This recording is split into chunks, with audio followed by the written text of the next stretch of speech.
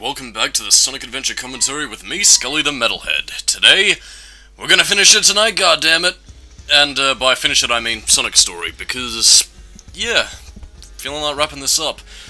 Hoping to get, well, honestly, I'm just hoping to get all of Sonic's parts recorded in this one session, so, you know, hopefully it goes well.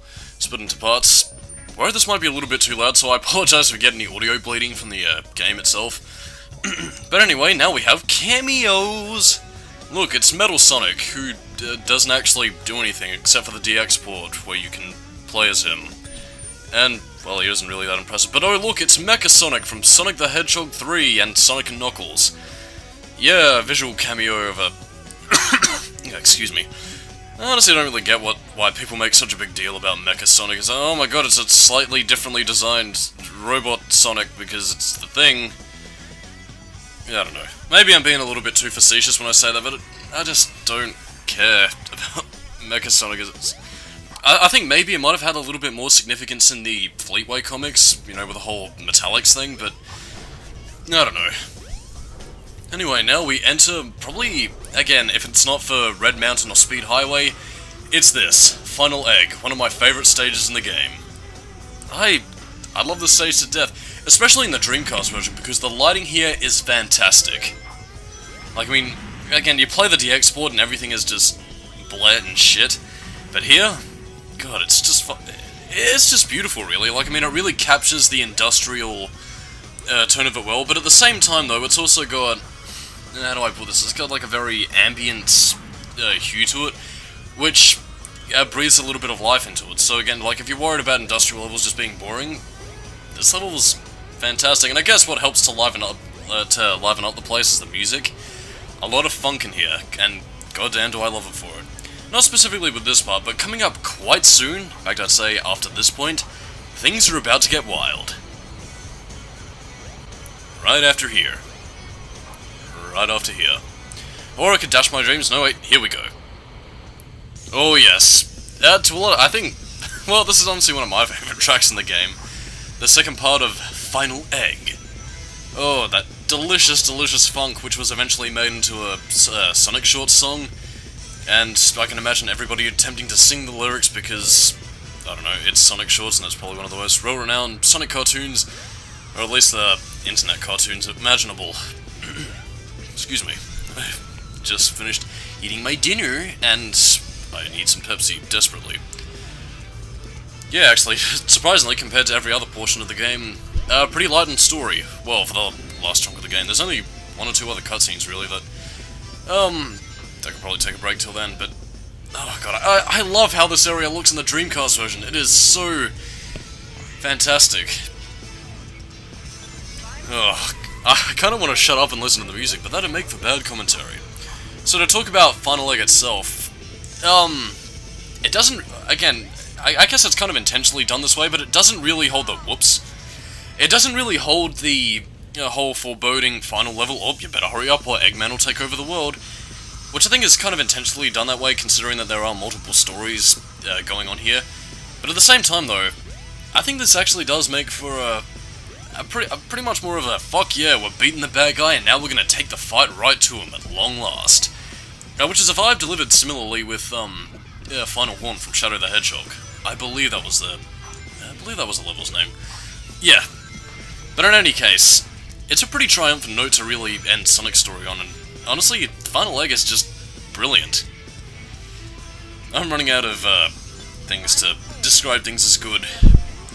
Then again, it's not really a term that I like using very much because it doesn't really lend itself to, I guess, adequately conveying the emotions that I feel.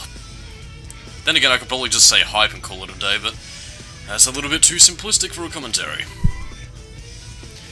And honestly, you know, unlike the Sky Deck or, I guess to some degree Lost World, this actually does manage to balance speed and platforming a little bit better, and that's just what makes Final Egg exciting. Like, I mean, Final Egg doesn't even really have that big of a set piece, but it's just got, you know, so much detail packed into the level itself, and you know, that combined with its speed and platforming challenges, it just makes for a nice level to end Sonic's story on. Oh, that delicious guitar solo. Jun Senoi, I want to kiss you passionately. Fuck, man. Yeah, you can actually, again, if you're brave enough, you can actually jump right off here, and you will safely land on the platform. I say safely, because typically you can even jump from the highest point and you should be okay, but, if you want to play it safe and you don't want to risk it.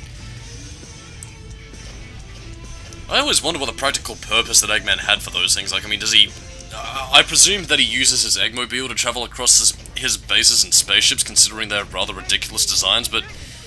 why the hell does he have a pet carrier? Honestly, that just reminds me of the cage you'd store your cat in. Anyway, the funky music is gone, and I am now sad. But again, I do still like the first variant of the Final Egg theme. And this is also E102 Gamma's portion of the level, which is quite funny because he begins with the Final Egg, whereas Sonic has it as his last level. I don't know, just a nice bit of juxtaposition, and whee! One of the best uses of the Lightspeed attack. Excuse me. I've really got to take a drink of Pepsi. Excuse me for a brief second.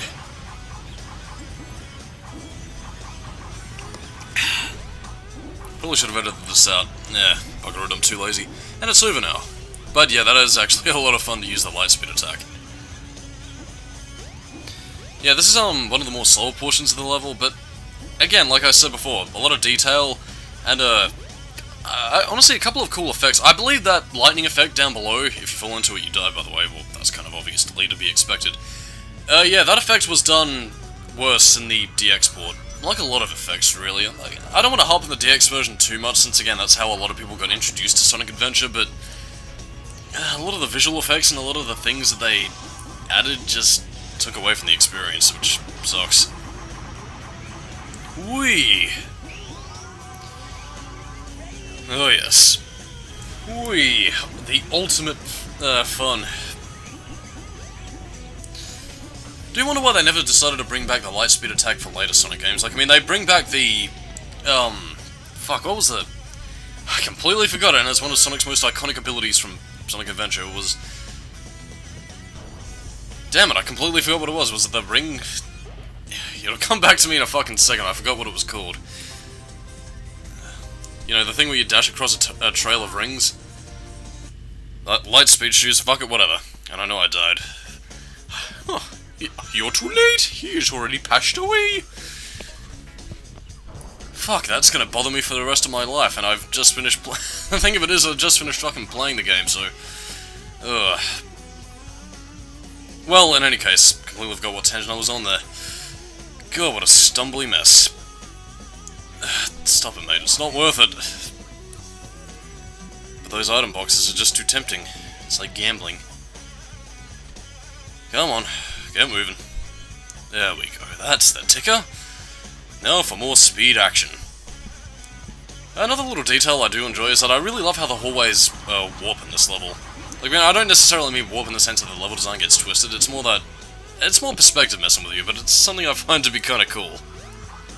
Anyway, I believe this is where Gamma's section would end, because he has targeting systems which will target all these scary dolls, and oh my god, it's a Tails dolls and Sonic Legend because scary stories. Also Knuckles and Sonic dolls, but they aren't nearly as scary for reasons. Anyway, with this... actually no, we're still a little bit towards the end actually, but coming to the end of Sonic's final level actually. Yeah, it's been a fun journey really. Kinda sad actually. Having a lot of fun commentating over this game. I fear that it's going to be over quicker than the Gex 3D Enter the Gecko commentary really, which does depress me, but whatever. I'm having fun. Even if my commentary probably suffers because of my hype. Yeah, not bad. Not bad? I think it's great! Anyway, enjoy the cutscene.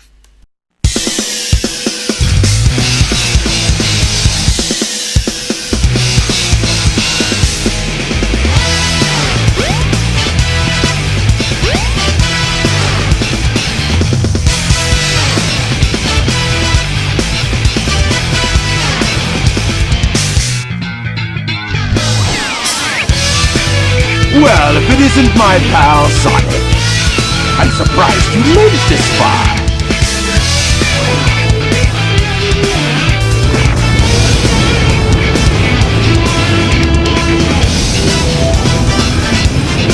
Hold it right there, Eggman.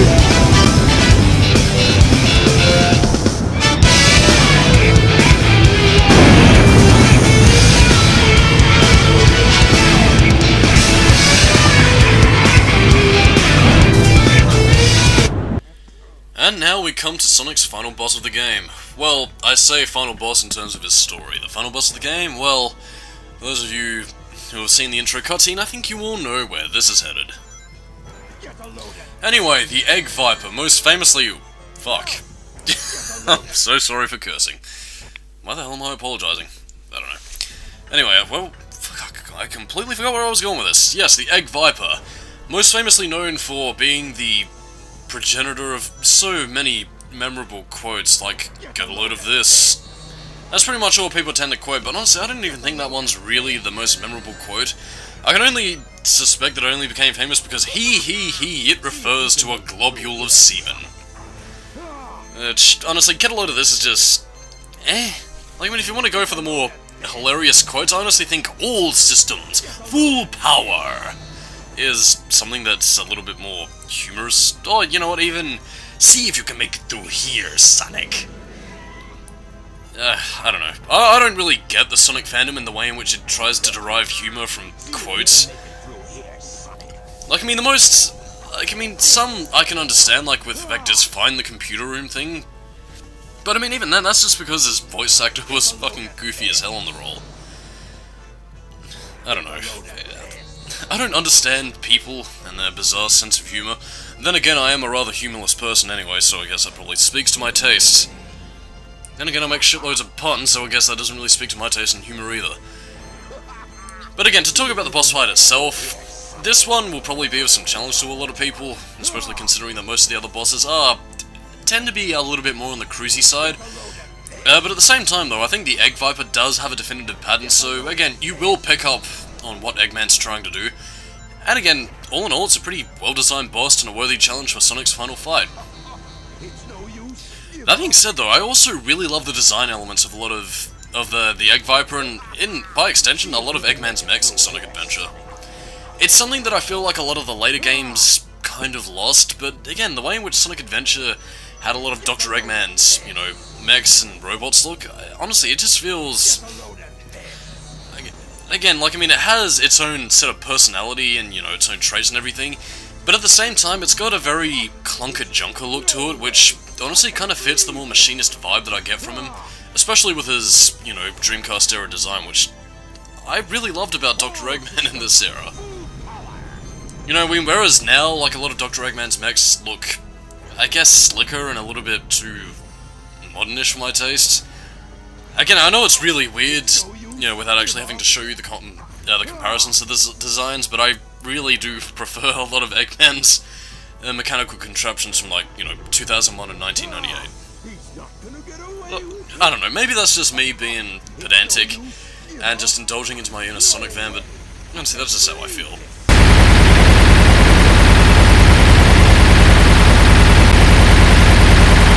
Watch out! He's up to something! And... take a dive. Oh yeah. And with that, well, we pretty much ended the gameplay sequence of Sonic Adventure. Well, for Sonic's story anyway.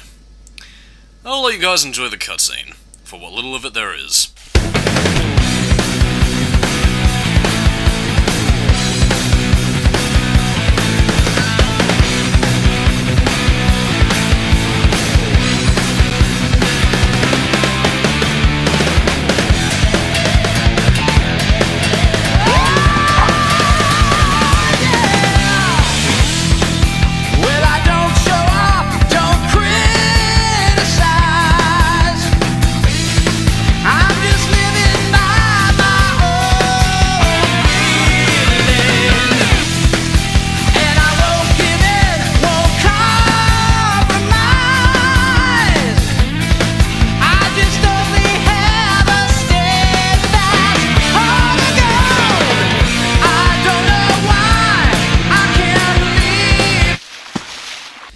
And with that, my friends, that's the end of Sonic's story for Sonic Adventure, concluded with It Doesn't Matter.